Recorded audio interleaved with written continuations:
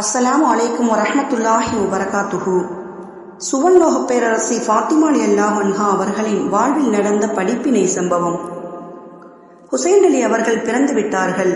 சிறிது நேரத்தில் பேரப்பிள்ளையை பார்க்க அருமை நபி ஸல்லல்லாஹு அலைஹி வஸல்லம் அவர்கள் அங்கு வந்து விட்டார்கள். பேரப்பிள்ளையை தமது மடியிலே வாங்கி வைத்துக் கொண்டார்கள்.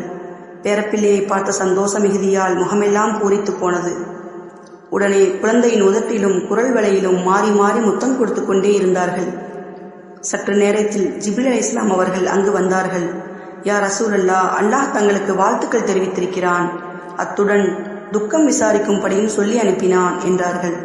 இதை கேட்ட நபி ஸல்லல்லாஹு அலைஹி வஸல்லம் அவர்கள், ரகசியங்களை அல்லாஹ்வே மிக நன்கு அறிந்தவன். ஜிப்ரீலே, அல்லாஹின் வாழ்த்துக்கு அர்த்தம் எனக்கு புரிகிறது, அவனது துக்க விசாரிப்புக்கு எனக்கு அர்த்தம் புரியவில்லையே என்று கேட்டார்கள். ஜிப்ரீல் அலி அவர்கள் மிக கவலையடைந்தவர்களாக, அல்லாஹ்வின் ரசூலே, தாங்கள் சற்று முன் வாஞ்சையும் மகிழ்ச்சியுமாக இருந்த குழந்தையை முத்தமிட்டீர்களே, இந்த குழந்தையின் குரல் வளையில் கூறிய ஆயுதம் பாய்ச்சப்படவிருக்கிறது. இந்த குழந்தையின் தாய் சகோதரர் இருவர் மறைவுக்கு பின்னால் இது நடக்கும் என்றார்கள். இந்த உரையாடல் நடக்கும்போது ஹசரத் அலி அலி அவர்கள் அங்கு அமர்ந்திருக்கிறார்கள். ஆனால் இதை அவர்கள் அறிந்து கொள்ள முடியவில்லை. கருணை நபி ஸல்லல்லாஹு அலைஹி வஸல்லம் அவர்களின் கண்களில் கண்ணீர் துளிகள் விழுவதை பார்த்த அலி அலி அவர்கள் நடுங்கி போய், அருமை நபி ஸல்லல்லாஹு அலைஹி வஸல்லம் அவர்களே, தாங்கள் திடீரென அழுவதற்கு காரணம் என்ன என்று வினவினார்கள். உங்களது மகன் ஹுசைன் படுகொலை செய்யப்படுவார் என்று நான் அறிவிக்கப்பட்டேன், அதனால்தான் என்றார்கள். ஹசரத் அலி அலி அவர்களுக்கு அழுகையை அடக்க முடியாமல் எழுந்து போனார்கள். கணவரின் அழுகையை கண்ட ஃபாத்திமா ரலியல்லாஹு அன்ஹா அவர்களுக்கு ஒன்றும் ஓடவில்லை. விசாரித்த போது உண்மை புரிந்துவிட்டது. தந்தையிடம் வந்தார்கள். கண்களில் கண்ணீர் வடிந்து கொண்டே இருந்தது. எனது அருமை தந்தையே, எனது அருமை மகன் ஹுசைன் கொல்லப்படுவாரா என்று கதறினார்கள். ஆம் மகளே, ஆம் என்றார்கள். அதுவும் தங்கள் உம்மத்தினராலேயே கொல்லப்படுவாரா என்று கேட்டார்கள். அப்படித்தான் அறிவிக்கப்பட்டிருக்கிறேன் என்றார்கள். இதை கேட்ட ஃபாத்திமா ரலியல்லாஹு அன்ஹா அவர்கள் வீறிட்டு அழுதார்கள்.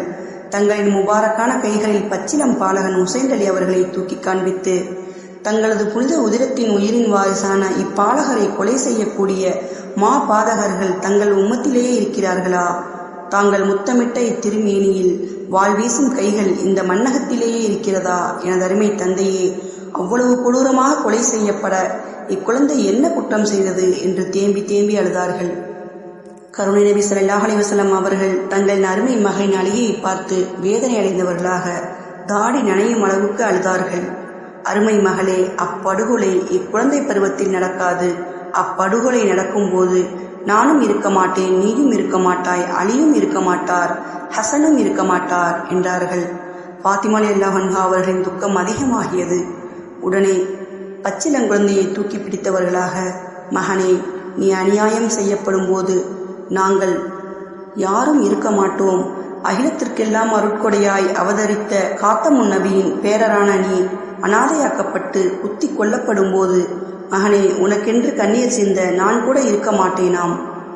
எனது அன்பு மகனே, என் உயிருக்குயிரான செல்வமே, அப்போது நான் மாத்திரம் இருந்தால் இவ்வுலகில் புதிய கண்ணீர் ஆறு ஒன்று உருவாகிவிடாதா என கண்ணீர் விட்டு கதறினார்கள்.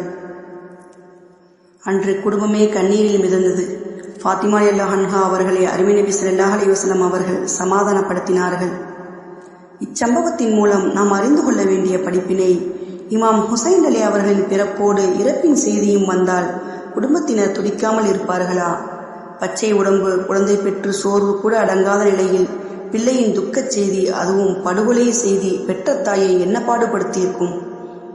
தாடி நினையும் அளவுக்கு நபி ஸல்லல்லாஹு அலைஹி வஸல்லம் அவர்கள் அழுதார்கள் என்றால் அவர்களின் முபாரக்கான உள்ளமடைந்திருக்கும் வேதனை கொஞ்சமா?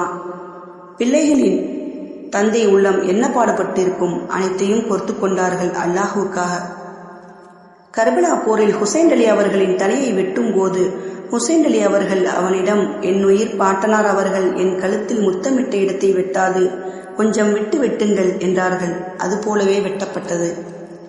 எனது அன்பு தாய்மார்களே, சகோதரிகளே, வாழ்க்கையே சோதனைதான். அதில் பிரச்சனைகள் அனுதினமும் வரத்தான் செய்யும். அனைத்தையும் அல்லாஹுக்காக பொறுத்து கொண்டால் அல்லாஹ்வின் பொருத்தத்தை அடையலாம். முஸ்லிம்கள் மீது வரும் துன்பங்கள் குர்ஆனின் கூற்றுக்கேற்ப துன்பங்கள் அல்ல, சோதனைகள் ஆகும்.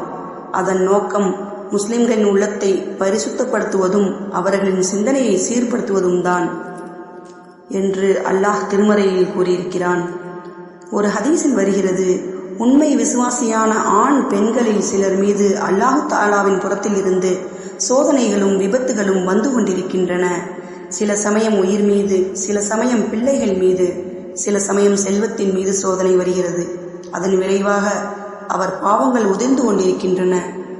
இறுதியில் அவர் மரணித்த பிறகு ஒரு பாவம் கூட இல்லாத நிலையில் அல்லாஹ்வை சந்திக்கின்றார் என கண்மணி நபி ஸல்லல்லாஹு அலைஹி வஸல்லம் அவர்கள் கூறியதாக ஹஸரத் அபூ ஹுரைரா அவர்கள் அறிவிக்கின்றார்கள். நாளை கியாமத் நாளில் அல்லாஹ் நீதி வழங்குவான். ஒரு கொம்பு உள்ள மாடு கொம்பு இல்லாத மாட்டை முட்டி இருந்தால் முட்டு வாங்கிய மாட்டுக்கு கொம்பை வழங்கி முட்டிய மாட்டை முட்ட வைத்து நீதி வழங்கிய பின் நீங்கள் மண்ணாகி போங்கள் என்று கூறிவிடுவான். அனைத்தும் மண்ணாகி போய்விடும். அப்படிப்பட்ட அந்நாளில் கண்மணி நபி ஸல்லல்லாஹு அலைஹி வஸல்லம் அவர்கள் ஈரல் குலை துண்டு ஃபாத்திமா ரலியல்லாஹு அன்ஹா அவர்கள் ரத்தம் தோய்ந்த சட்டியை எடுத்துக்கொண்டு கர்பலாவில் தம் மகன் ஹுசைன் அலி அவர்கள் கொலை செய்யப்பட்டதற்கு நீதி கேட்டு அல்லாஹ்விடம் முறையிட ஓடி வருவார்கள். இதை பார்த்த கண்மணி நபி ஸல்லல்லாஹு அலைஹி வஸல்லம் அவர்கள், அருமை மகள் ஃபாத்திமாவே, நிறுத்தி, எனது அருமை மகளே, நீ எனது உம்மத்தினருக்கு எதிராகவா நீதி கேட்க வந்துவிட்டாய்? நான் இந்த கடுமையான மகசர் பெருவெளியில் உம்மத் என்று கத்திக்கொண்டிருக்க எனது ஈரல் குலை துண்டாக இருக்கும் நீ என் உம்மத்தினர் மீது இறக்கப்படாமல் அல்லாஹ்விடம் நீதி கேட்க வந்தியாமா என்று கண்ணீர் மல்க தனது அருமை மகளின் கைகளை பிடித்து கொண்டு கெஞ்சுவார்கள். தங்களின் உயிருக்குயிரான தந்தையின் உம்மத் கவலையை கண்டு இறக்கப்பட்ட ஃபாத்திமா ரலியல்லாஹு அன்ஹா அவர்கள் அப்படியே மௌனமாகி அங்கிருந்து சென்று விடுவார்கள். பார்த்தீர்களா ஃபாத்திமா ரலியல்லாஹு அன்ஹா அவர்களின் பெருந்தன்மையை? உலகில் மட்டும் அவர்கள் சிறந்து விளங்கவில்லை, நாளை மஹசரிலும் அவர்கள் புடம் போட்ட தங்கம் என்பதை நிரூபித்து விட்டார்கள். கர்பலாவில் இமாம் ஹுசைன் அலி அவர்களை கொலை செய்தவர்களை அல்லாஹ் சும்மா விட்டுவிடவில்லை. பூமியில் பழிக்கு பழி அல்லாஹ் வாங்கினான். இமாம் ஹுசைன் அலி அவர்களின் இறப்புக்கு காரணமாக இருந்தவர்கள் அனைவரையும் கேவலப்படுத்தி கொலை செய்ய வைத்து இழிவுபடுத்தினான்.